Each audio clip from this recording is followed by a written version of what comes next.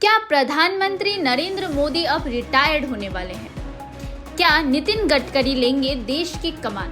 और क्या आरएसएस ने भी तय कर लिया है अगला नेता कौन होगा? नागपुर से उठी एक आवाज ने दिल्ली की सत्ता की दीवारों को हिलाकर रख दिया है। एक बयान जिसने देश की राजनीति में मचा दी है हलचल और अब हर किसी की नजरें हैं गडकरी पर। यह सिर्फ एक भाषण नहीं था, ये एक इशारा था सत्ता परिवर्तन का।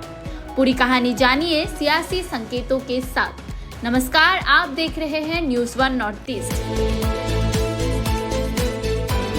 एक बार फिर से देश की सियासत में हलचल मचाने वाला बयान सामने आया है और इस बार केंद्र में है भारत सरकार के वरिष्ठ मंत्री नितिन गडकरी। जहां एक और कांग्रेस नेता ने खुलकर कहा है कि अब प्रधानमंत्री मोदी को रिटायर होकर नितिन गडकरी को देश की बागडोर सौंप देनी चाहिए। वहीं दूसरी ओर खुद गडकरी का एक बयान राजनीतिक गलियारों में खलबली मचा रहा है। नागपुर में आयोजित एक शिक्षक सम्मेलन में गडकरी ने कहा, सम्मान की मांग नहीं करनी चाहिए, अगर आप लायक हैं तो सम्मान खुद ब खुद मिलेगा। इसके साथ ही उन्होंने ये भी जोड़ा कि जिसे धन, ज्ञान, शक्ति और सुंदरता का अहंकार होता है वो किसी का भला नहीं करता।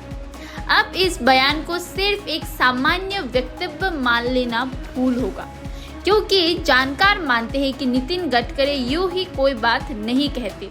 उनका हर शब्द सत्ता और संगठन के भीतर गूंजता है। इसलिए जब उन्होंने ये कहा तो इसे सीधे सीधे प्रधानमंत्री नरेंद्र मोदी की ओर इशारा मान लिया गया। और बात यही नहीं रुकी, ये मुद्दा अब मोदी के रिटायरमेंट से भी जुड़ गया है। हाल ही में आरएसएस प्रमुख मोहन भागवत ने कहा था कि 75 वर्ष की उम्र में रिटायरमेंट होनी जरूरी है। और अब जब प्रधानमंत्री मोदी 17 सितंबर को 75 साल के हो जाएंगे तो सवाल उठना लाजमी है कि क्या अब उन्हें भी मार्गदर्शक मंडल से भेजा जाएगा। याद कीजिए, जब बीजेपी में 75 की उम्र पार कर चुके दिग्गज नेताओं जैसे लाल कृष्ण आडवाणी, मुरली मनोहर जोशी और रीता बहुगुणा जोशी को एक एक कर मार्गदर्शक मंडल से डाल दिया गया था। तब यही दलील दी गई थी कि युवाओं को आगे लाने के लिए वरिष्ठ नेताओं को रिटायर्ड होना होगा। अब वही उम्र की लक्ष्मण रेखा खुद प्रधानमंत्री मोदी के सामने खड़ी है, तो सवाल उठना तो तय है, क्या अब खुद मोदी इस नियम को मानेंगे या फिर रूल बुक बदलेगा? गुजरात लावी यानी मोदी शाह की जोड़ी चाहती है कि पार्टी की कमान उनके पसंदीदा चेहरों को दी जाए, लेकिन आरएसएस की सोच अलग है। वो एक ऐसा नेता चाहते हैं जो न सिर्फ भाजपा की विचारधारा को आगे ले जाए बल्कि संगठन और सत्ता दोनों के बीच परफेक्ट बैलेंस बनाए रखे। और यही वजह है कि नितिन गडकरी का नाम फिर से तेजी से सामने आ रहा है। गडकरी पहले भी कह चुके हैं कि देश में महंगाई लगातार बढ़ रही है, गरीब और गरीब हो रहा है, जबकि कुछ अमीर और अमीर बनते जा रहे हैं। यहाँ तक कि जातिगत राजनीति पर उन्होंने कहा था, जो जाति की बात करेगा उसे मैं मारूंगा लात। ऐसे बयानों से उनकी स्पष्ट सोच और मोदी सरकार की नीतियों पर असहमति दोनों ही झलकती है।